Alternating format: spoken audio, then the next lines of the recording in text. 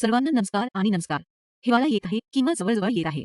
तर आपल्याला सर्वात सामान्य समस्या म्हणजे कोरडी त्वचा.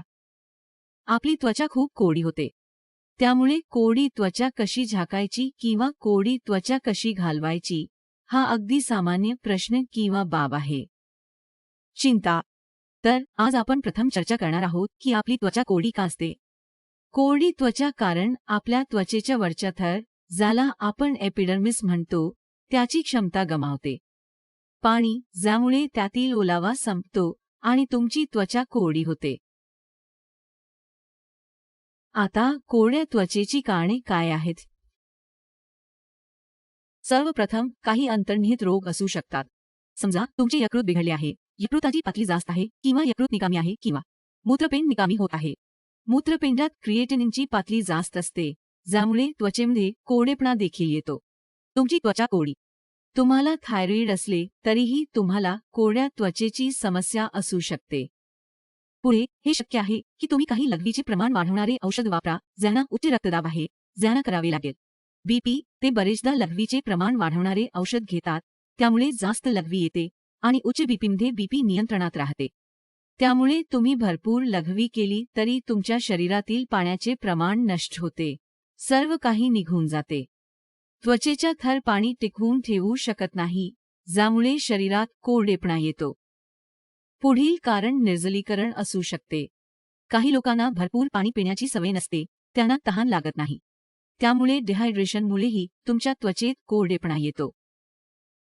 पुढे जर तुम्ही कोणतेही कॉस्मेटिक घेत असाल, समजा कोणतेही मल्टीव्हिटॅमिन घ्या, जर तुम्ही कोणतेही व्हिटॅमिन ए घेत असाल तर, विशेषतः व्हिटॅमिन ए सप्लिमेंट्स, त्यामुळे कोरडेपणा येतो. ज्यांना पुरळ खूप आहे, आजकालची मुलं, ते खूप जागरूक होतात. ते मुरुमावर उपचार घेत राहतात आणि व्हिटॅमिन ए सप्लिमेंट घेत राहतात. त्यामुळे तुमची त्वचाही कोरडी पडते. पुढे जर तुम्हाला एक्झामा किंवा सोरायसिस सारखा त्वचेचा विकार असेल तर त्यातही तुमची त्वचा कोरडी पडेल. जास्त खाज येते, कोरडेपणा येतो, घाम येत नाही, त्यामुळे कापून रक्तस्राव होतो. त्वचा. तर कोरड्या त्वचेचे हे एक सामान्य कारण आहे. जर तुम्हाला त्वचेचा विकार असेल तर तुमची त्वचाही कोरडी पडते. पुढे वाढत्या वयाबरोबर आपल्या घामाच्या ग्रंथी किंवा शरीरातील तेल काढणाऱ्या ग्रंथी. तेल, त्याची तेल तयार करण्याची क्षमता कमी होते, ज्यामुळे तुमचे शरीर वाढत्या वयाबरोबर कोरडे होते. कोरडे दिसू लागते. आणि जर मी आपल्या दैनंदिन दिनचर्येशी जोडले तर बऱ्याच लोकांना खूप गरम पाण्याने आंघोळ करण्याची सवय असते. बराच काळ किंवा साबणाचा जास्त वापर करा, ज्याची आवश्यकता नाही. किंवा ते भरपूर प्रमाणात कॅफीनचे सेवन करतात किंवा धूम्रपान किंवा तंबाखूचे सेवन करतात. तर तुम्ही या गोष्टी दुरुस्त करू शकता आणि तुमच्या कोरडेपणा दूर करू शकता. तुम्ही तुमची कोरडी त्वचा दुरुस्त करू शकता. मुळात येत्या हिवाळ्यात तुम्हाला फार गरम पाण्याने आंघोळ करावी लागणार नाही. कोमट पाण्याने आंघोळ करू शकता. आणि साबण फक्त तुमच्या अंडरआर्म एरिया किंवा नेक एरिया किंवा खाजगी भागात वापरा. फक्त तिथेच वापरा. इतर ठिकाणी किंवा शरीराच्या इतर भागात कुठेही साबण वापरण्याची गरज नाही. वापरण्यासाठी फक्त पाणी पुरेसे आहे. आजकाल नायलॉनवर आधारित स्क्रबर्स आले आहेत, ज्याने आपण आपल्या शरीराला चोळत राहतो की ते स्वच्छ होईल, त्वचा चमकेल. तर हे सर्व मिथक आहेत. यामुळे त्वचा कधीच स्वच्छ होत नाही किंवा त्वचेची घाण निघत नाही. ही नायलॉन आधारित उत्पादने तुमची त्वचा कोरडी करतात आणि तुमच्या त्वचेतील पाण्याचे प्रमाण सैल करतात. म्हणून आपण त्यांचा वापर करू नये. तर आता हा मुद्दा उद्भवतो की जर तुमची त्वचा कोरडी असेल तर त्यावर उपचार कसे करावे. सर्वप्रथम तुमच्याकडे कोणतेही मूळ कारण असल्यास, समजा मूत्रपिंडाचा आजार किंवा त्वचा आहे किंवा यकृताचा विकार किंवा अगदी थायरॉइड, तर तुम्ही प्रथम त्या दुरुस्त कराव्यात, त्यावर नियंत्रण ठेवावे, जेणेकरून त्यांच्यामुळे तुमच्या त्वचेची आर्द्रता टिकून राहते.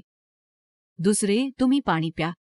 ज्यांना तहान लागत नाही त्यांनी 2 लिटर किंवा 2.5 लिटर किंवा 3 लिटर पर्यंत प्यावे.